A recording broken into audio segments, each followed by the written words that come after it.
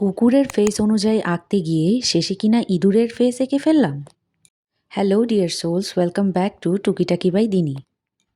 Last ভিডিওতে বলেছিলাম ট্রেটির colouring part share করব, তো আজকে চলে এলাম ট্রেটির কালারিং পার্ট নিয়ে। প্রথমেই ট্রেটিকে একটু স্যান্ডিং করে নিয়ে একটা ব্রাশ দিয়ে ঝেড়ে নিলাম। তারপর জেসো অ্যাপ্লাই করে নিলাম ট্রেটিতে।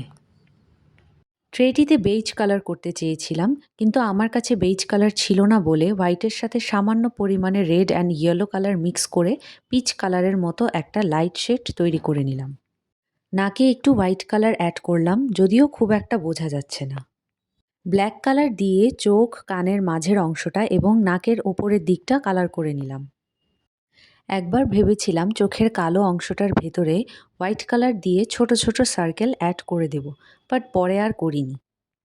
এই পর্যন্ত সব ঠিকঠাকই লাগছিল, বাট যেই না ব্ল্যাক কালার দিয়ে গোফের মতো আঁকলাম, তারপরেই কুকুর থেকে ইঁদুরে কনভার্ট হয়ে গেল আমাদের ট্রেটি।